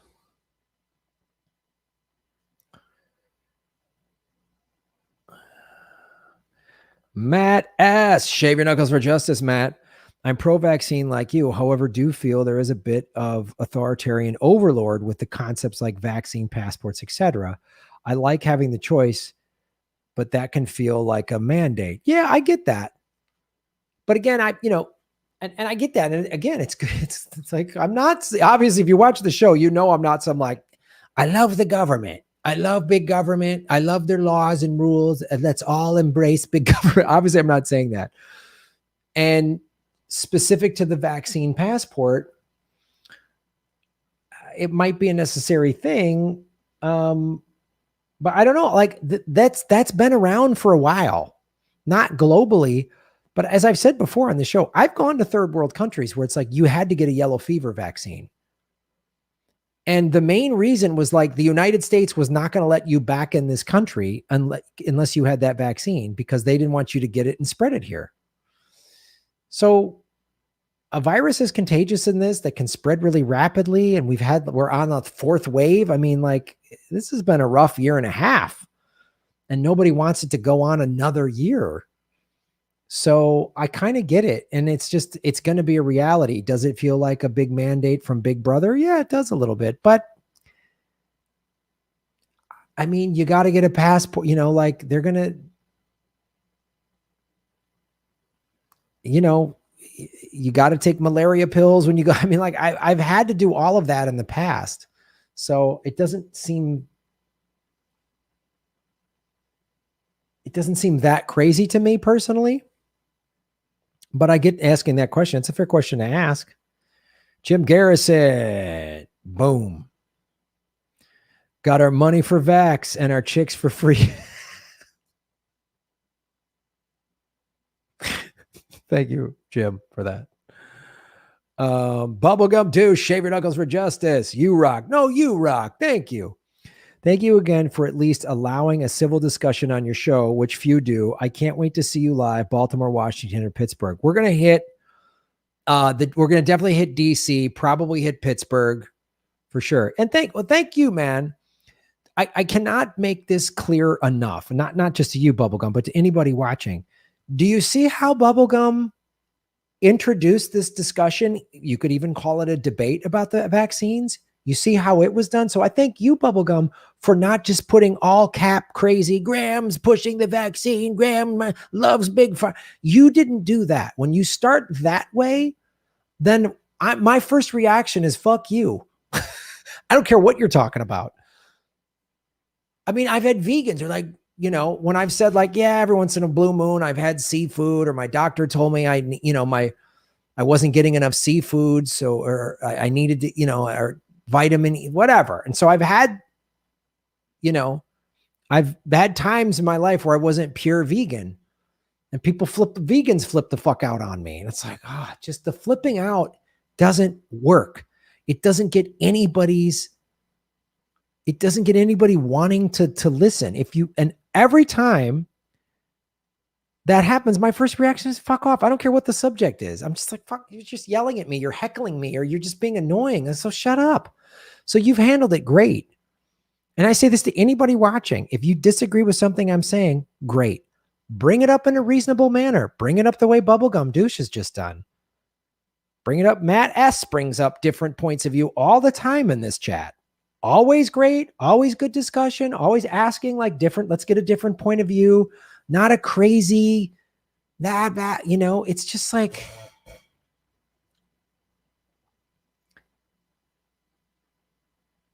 I've seen this with so many subjects, and that doesn't work. Like somebody on Twitter, I'm just finding out that, like, I guess there's some states that are trying to pass Medicare for all in their state. And I guess the state of Washington is really trying to push it. And I was included in some tweet where they're like, how come you're deliberately avoiding it? And then they listed off a bunch of YouTubers, and I was one of them. Like, oh God, do you think that's what I'm like? That shit, well, Graham, how come you're not talking? You're deliberately not covering this or that. I love the not covering accusations. Like I'm some, like, why are you ignoring? I'm not ignoring. I just like, great. Some states are trying to pass that. That's awesome. I had Whitney Webb on the show talking about kids being abused at military bases, like migrant children, and the cover up of that. And I was supposed to have Susie Dawson on to talk about Panquake, and she had to move that to next week. And then we did Government Secrets, and then we did the game show. Like, why aren't you covering? And then I love when I'm like thrown in, like I'm accused, like I'm first of all, like I have all this power. Like my show just wields. If I put a video out, it changed everything. Like I don't have that kind of power. I don't. We got 300-400 people watching. Great. It's awesome. I'm happy with it, but that's not going to get a bill changed. So like those kind of crazy things, like, why aren't you like, I'm just like, I'm one fucking show, man. You know, I did this other podcast this morning. I had to research before that. I went live at 9. I'm not live, but we did record at 9 a.m. Then, you know, I got to work out somewhere in there. I got to watch the news a little. I got to see what's going on just news wise. I got to see what's going on with my crypto. Watch the Cubbies win their 4th in a row. Oh, wait a minute now. Maybe the Cubbies got a little something going on. Then we do Government Secrets. I got to research another horrible thing the CIA did. So I'm sorry if I didn't get to your personal crusade. Obviously, Medicare for all is important to me. I hope the state of Washington or every state passes it. I've said numerous times on this show, that's probably the way we're going to get it done is not the federal government, but state by state, just like marijuana. Enough states pass marijuana, then eventually the federal government will decriminalize it. Enough states get Medicare for all, because what'll happen, the states that'll be like, we're a right to work state. We're not using socialized medicine. Then people in that state are going to go, this sucks. And they're going to hear about a friend or family member in Washington or whatever state passes. And they go, yeah, their healthcare there's awesome. So yeah, I don't think, but like someone putting I'm in some Twitter feed. I'm some guy deliberately ignoring Washington's Medicare for all. Like, fuck off. Fuck you. That's my first reaction is fuck off. And now I don't want to have you on my show to talk. That's just my first reaction is fuck you. And I'll talk about it, but not with you, dick that's accusing me. Like, move it aside. We're going to call you out. We're independent media. Like these other smaller independent media shows. Whenever somebody said some crazy shit that me and Susie Dawson were conspiring. What? Who are you? Who the fuck? Anyway, I love these shows that like They're so small. Nobody knows who they are. And then any big show that won't have them on, oh, that's controlled opposition. Like everyone's controlled opposition. All right. Anyway, I went off on a tangent, but I just wanted to illustrate the point. You rock bubblegum for presenting this in a like, hey, Graham, just this is the CDC, what they said. I mean, you know, I don't know if I want to put this in my body. Great.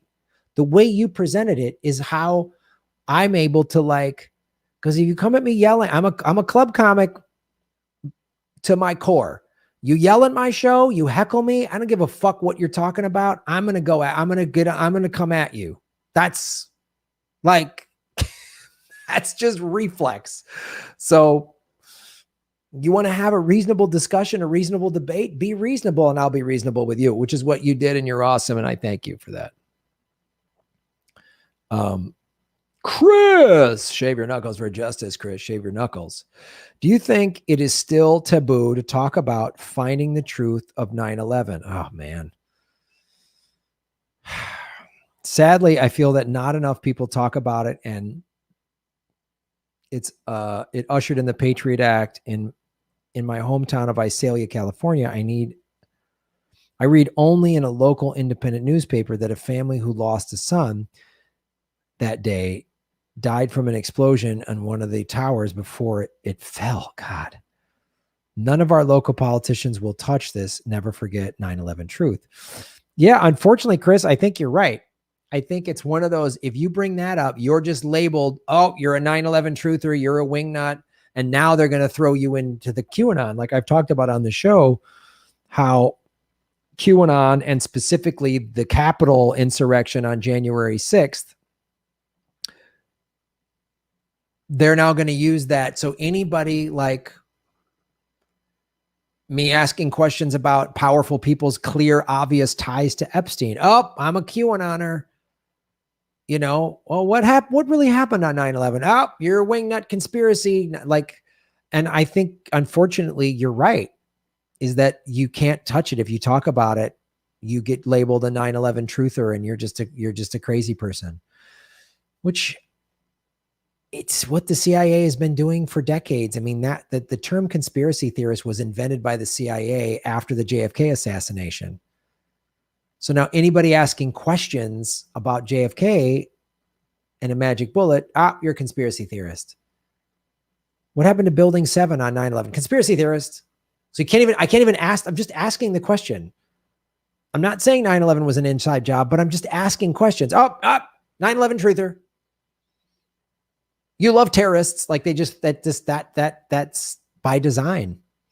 It's by design. And to smear prominent people that talk about it, discredit them, make them lose their jobs, whatever, demonetize them, deplatform them so that they're afraid to bring it up. Politicians are afraid to bring it up. So,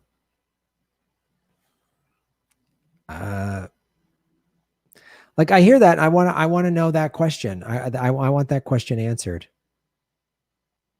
How did Jeffrey Epstein die in prison? Oh, you're probably some QAnoner. No. A guy in federal custody, the worst pedophile the world has ever known, hung himself. And there's no video footage, and I'm not allowed to ask that question. It's just like Seth Rich. I'm not saying the Clintons killed Seth Rich. I'm not saying that. I'm just asking questions. Oh, you're just some wingnut. You're like Sean Hannity. Like, they see how they do that with anything. Wait a minute. I just have a question about this happened, and there's certain people involved in this that might have an incentive to make this go away, and I'm not allowed to ask the question. Yeah. MHC, shave your knuckles for justice. Some ideologies might be hard to even entertain, but if I never had done so for, wait a minute, might be hard to even entertain, but if I never had done so for more progressive viewpoints, I'd very likely still be watching MSNBC religiously and mindlessly sharing neoliberal talking points like I was in 2014. Yeah. Yeah, we've all had our wake up. You know, we all had our, like, I used to think this. I voted for Obama. I thought he was going to come in and do this and that. I've had moments of like, no, I voted third party in 96. I wasn't going to vote for Bill Clinton the second time because I just didn't like or trust him. I voted for Gore in 2000 and I was like, you know, I voted for John Kerry as the left for two evils. I would never vote for that guy ever again.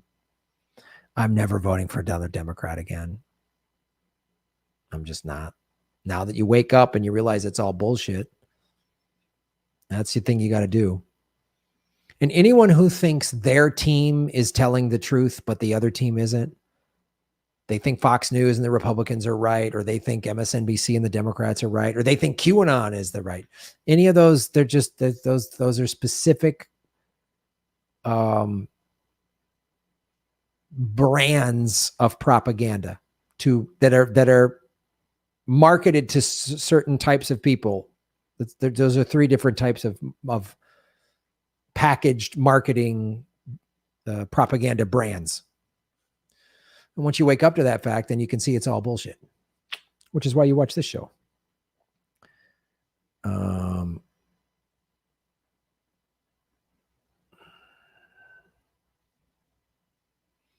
Yep.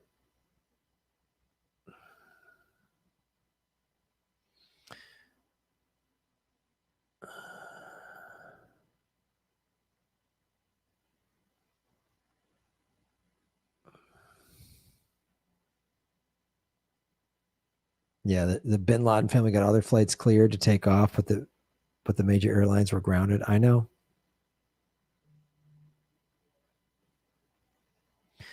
The Corbett report has done a great job on all the cases of sudden suicides in 9/11. Yeah.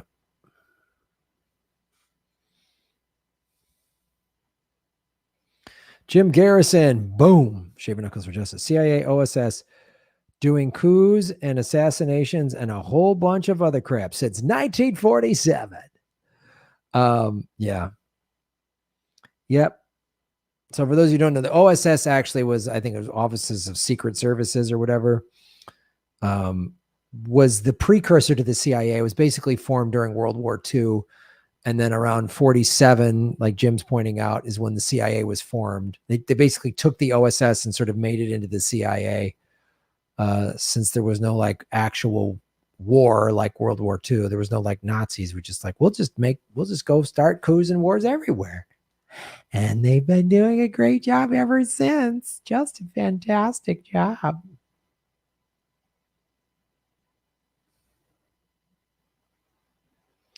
$325 likes. All right, folks. 2:00 in the morning, Graham in Germany. Right on. Thanks for watching. Let's do a song and get on out of here. So I'm going to take Saturday, Sunday off, but Monday we'll be back doing Graham's Late Night Crypto Lounge, which is on Rockfin for Rockfin Premium members. And I want to make sure I got this right.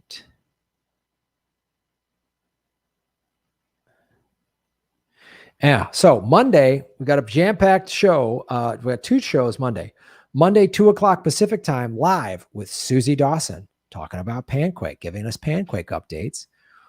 And then Monday night, 8:00 Pacific, we will do Graham's Late Night Crypto Lounge. So if you're not a Rockfin premium member, go to rockfin.com/Graham Elwood. Become a premium member. It's $10 a month. You get everybody's premium content. It's the best deal out there. And endorse my show, and I get residual income every month that you do that. You get so much bonus content at Rockfin. You get bonus content at Patreon too, but we just had Whitney Webb on to see what Patreon is doing. So I'm a little nervous of Patreon in the long run. I get paid, and a lot of people like it, and it's a good functionality of its platform, but they're a big tech company and they're starting to censor people. So I can't afford to just leave Patreon right now because it's a decent chunk of revenue. But, also on Odyssey, go watch us on Odyssey. We get paid in cryptocurrency over there. So anyway, that's our shows Monday. You can earn BAT tokens via your Twitter, YouTube channel, etc. It takes 2 minutes to do, and you will get some extra crypto coming for you. All right, good to know. Hey, Kate, write that down. BAT tokens on Twitter to research that, and I'll get that set up. Thank you so much, Leopard. Why did you delete my comment on your channel, Graham? I don't know what comment you're talking about. Maybe you said something offensive.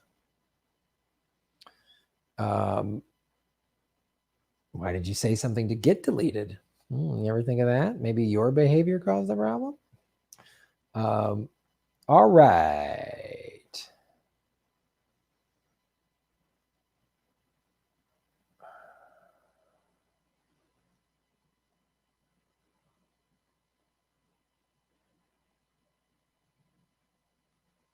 Jimmy Dore just went live. Yeah. All right, let's do it. See, perfect timing. I knew it.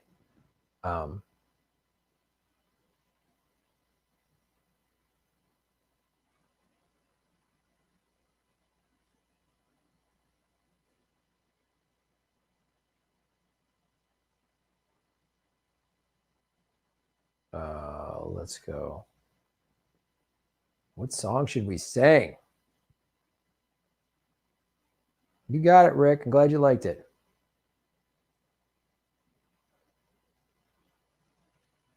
BAT tokens are what you earn from using the Brave web browser that I suggested to you in the past. Thank you, Shane. Thank you for that. I appreciate that. And I know you guys have suggested stuff, and I'm sorry I can't get to all of it, but I appreciate you reminding me so that I can actually get it implemented. Thank you.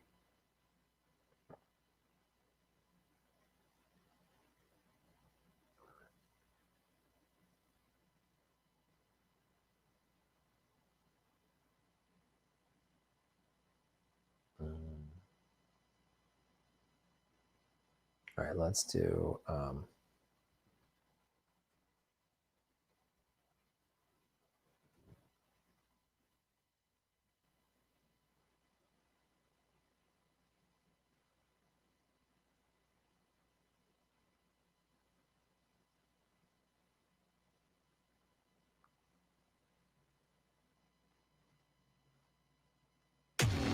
feels weird picking it up. The legacy of that.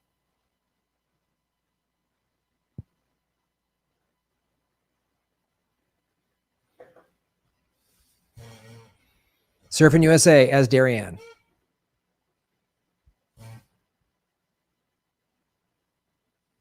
Hey guys, Darianne here. Oh my God.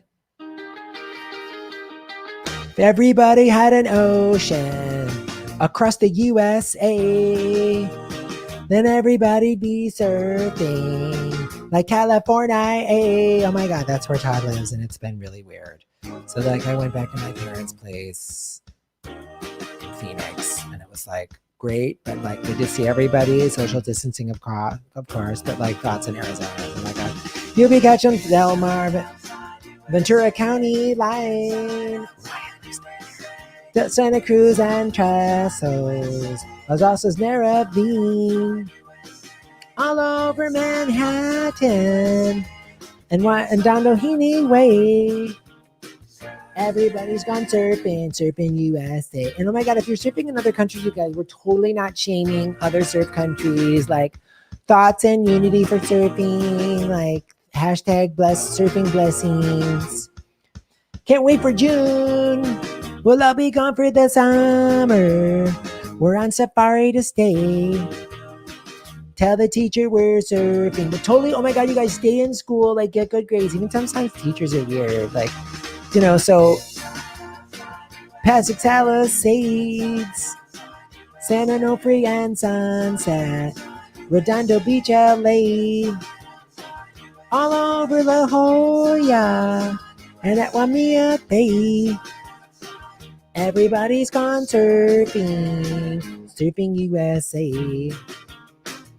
Todd was going to take me surfing one day, and then he was like, it's board didn't work, and then he left, and then so whatever, we broke up for different reasons, but then like 2 or 3 weeks later, I saw on Instagram, he's like with some other girl at a surf break, and I was like, that was like, whatever. So like, everybody's gone surfing, but I'm not holding any resentments, you guys. We just got to be open and let people enjoy their love. And, you know, I'm strong and independent and finding my truth and authentic self. And that's why I'm singing different songs like surfing and whatever. And so thoughts and surfs, you guys. Wave blessings.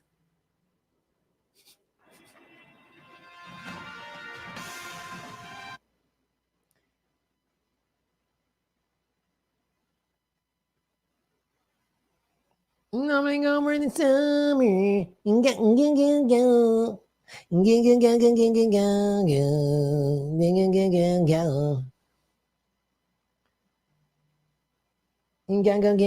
Inside, outside.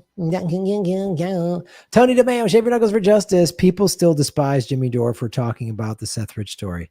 Isn't that insane?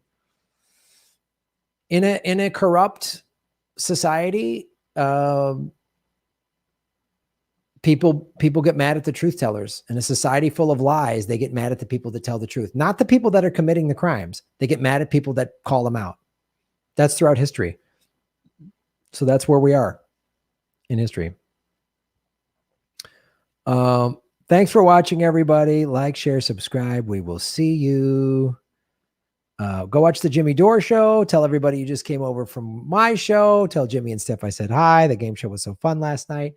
The game show is only available at Rockfin Premium and at patreon.com/Graham Elwood.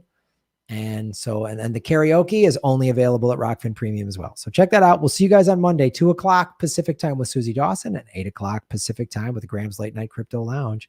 You are all fantastic. Follow the money, connect the dots, find the truth. That's how you make Gotham great again.